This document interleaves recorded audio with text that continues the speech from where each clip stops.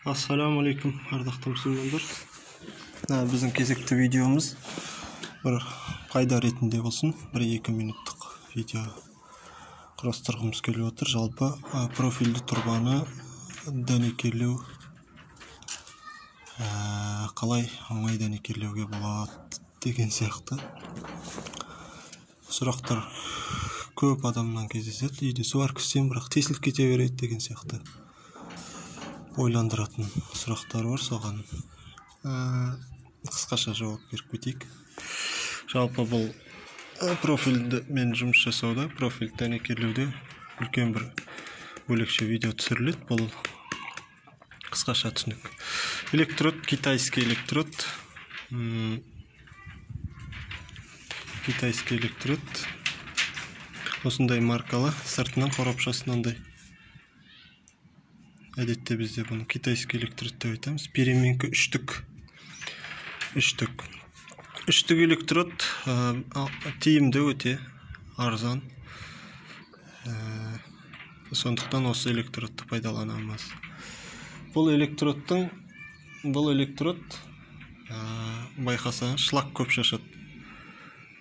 Профиль труба сваркілеген кезде, профильмен жұмыс жасаған кезде электродты кішкене ұстау жолдары бар.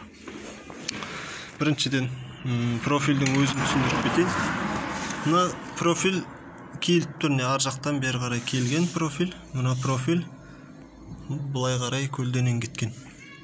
Енді біздің түсінігіміз бойынша бұл профильдің қалың түсі бар және жұқа түсі бар. Но бізде қалың түсі деп айтылады. Яғни астынан да келген, қапталға кеткен. Бұл уже мына жерде екі қыр біріккен жері болғаннан кейін мына жерде сәл қалыңдық болады. Мына түс келіп тұрған түс бұл тек профильдің шекесі ғана. Яғни бір қыры. Бұл жұқа болады. Қалың болады деген сөз. Енді электродты аламыз. Электродты бұлай тіке салмаймыз. Электрод тіке салуға болмайды. Себебін айтайын. Электродты тіке салған кезде бұл құйып келатқан шлагы, порығы, құйып келатқан жағына қарай озып кетеді. Алдыңа шығып кетеді порық. Сосын құйған кезде сварканы құйған кезде жалпы темірі, енді электродтың сваркасы жаңа порықпен араласады да, араласып кетіп, ол порық жаңа сварка құйып жатқан темірді я бұлай қапталға алып кетеді, я бұлай қашыр жібереді. Екі жаққа қашыр жіберіп тұрады. Құйылады жалпы, бірақ порық өзіңнен озып кетеді. Сондықтан электродты қисайтып ұстаймыз. Бүйтіп құйған кезде электрод үрет деген сияқты қылып үрет. Сол кезде порықты ары қарай үріп тұру керек. Порықты бүйтіп ары қарай бүйтіп қашырып тұру керек те, өзіңнен құйып жатқан жағына қарай озып кетпеу керек. Бұл қысқаша түсінік, енді көп айтуға болады бұл жайында.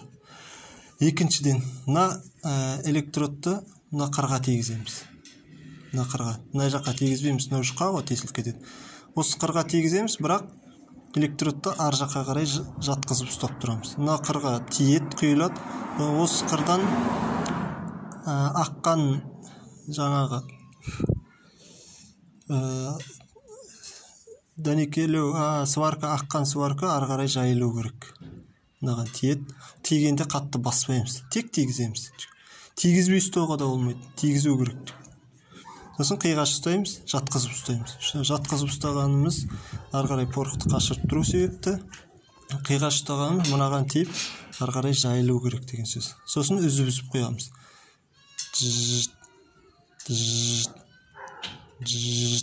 Сөйтіп, өзі дауысы белгілі болады. Құйылып, ешқандай тесік болмаса, жағандай дауыспен сөйтіп үзіп қоямыз. Енді бұл енді жаңағы қысқаша түрі. Енді сварканы көрсетейін. Мынау қыр ғой, жаңа құю керек болған. Біз бұлай құямыз. Бір домалақ құйдық. Екінші домалақ неқтан салмаймыз да. Екінші домалақ бұлай салмаймыз. Екінші домалақты осының үстіне бұлай жартылай мінгізіп кетеміз. Мінгізіп кетеміз. Бұлай салып кететін болсақ, арасы бос қалды деген сөз да, мына арасы. Сондықтан сварканы қиған кезде осылай бір-бірінің үстіне жартылай мінгізіп кетеміз. Енді бұл қысқаша түсінік. Жалпы алдағы уақытта толық әбден қалай сваркілеу керек болады, және де сварка құйып атқандағы түрлерін көрсетіп түсіретін боламыз алдағы уақытта.